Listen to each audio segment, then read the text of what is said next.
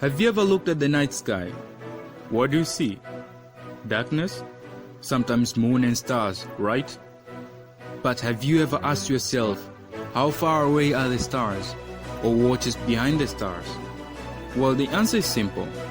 The way you see a mango in the middle of tree leaves is the same way Earth is in the middle of the universe. Universe? What is the universe? Well, universe is the totality of matter, space, energy, gas, dust, planets, comets, asteroids, stars, and galaxies.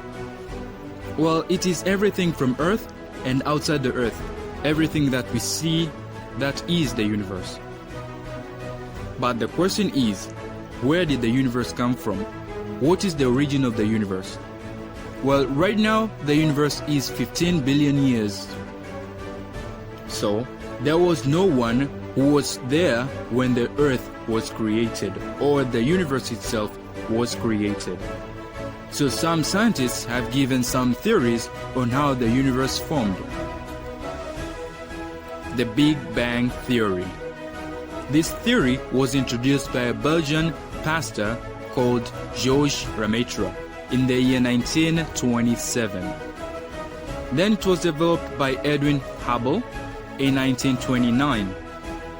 Well, it stated that in the beginning there was an atom which contained matter, space, gas, energy, and time. Well, after a long time, because of high temperature and pressure, it exploded with a Big Bang. Then everything formed itself from that time. Evidence. Well, right now we can see galaxies running away from each other.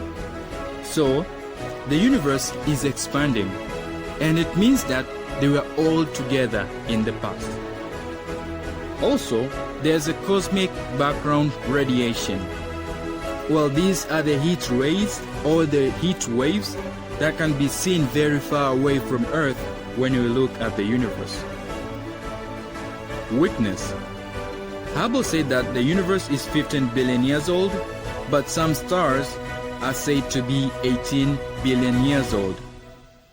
We believe that universe is the father and stars are the children, but it is estimated that some children are older than the father, the universe. How is that possible? So who is correct? Hubble, who said the universe is 15 billion years old, or the scientists who said that there are some stars which are 18 billion years old? Another thing is that angular momentum, or the speed of things in the universe, is not explained in the Big Bang Theory. The second theory is plasma universe theory. Well, it was proposed by Hans Alfvén, then it was supported by Tony Parrott.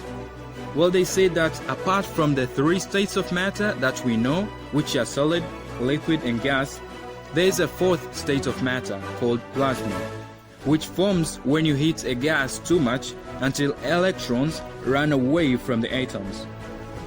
So it states that the universe contains matter that is solid, liquid, and gas, and also it contains antimatters, which is plasma, the fourth state, which when the pressure and temperature increases, the nucleuses of all the matters and antimatters at that time, they combined and formed clouds.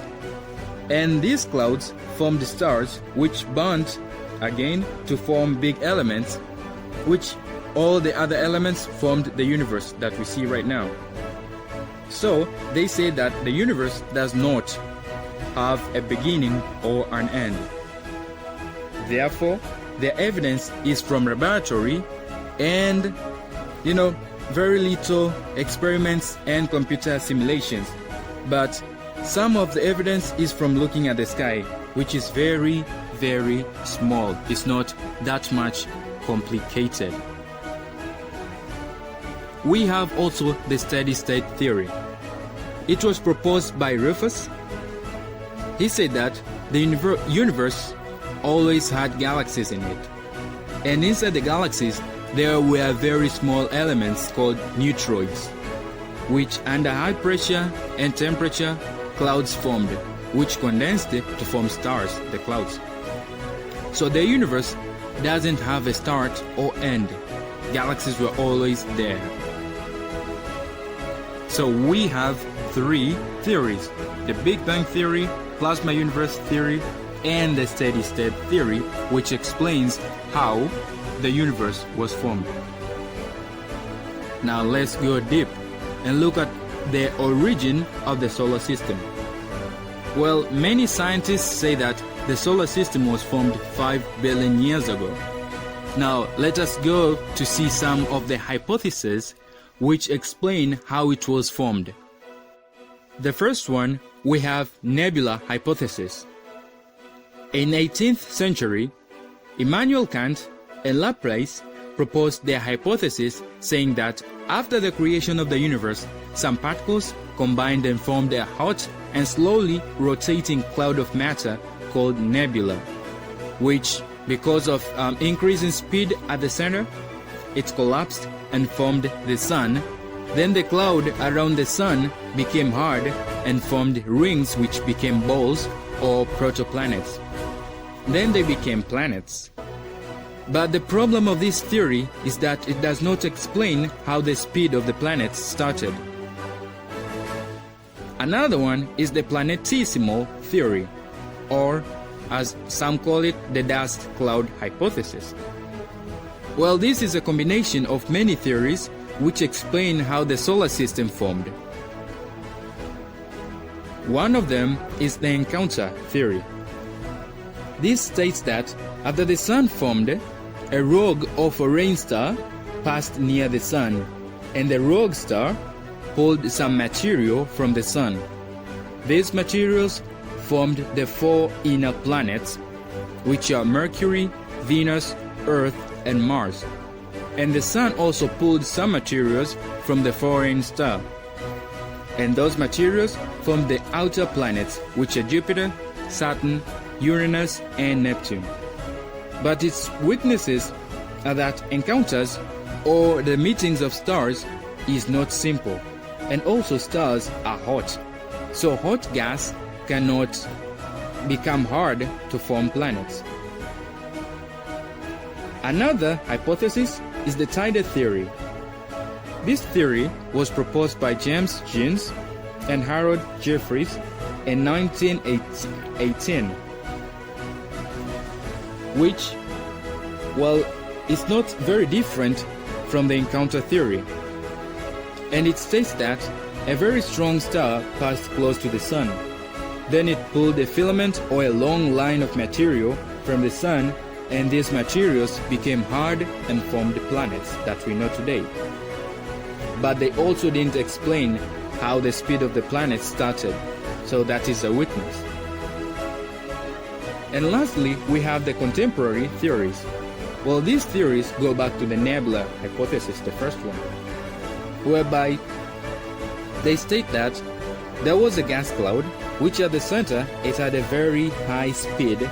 Then the speed started moving away from the center, and at the center, the sun formed, and around it, there was a cloud, which was moving very fast.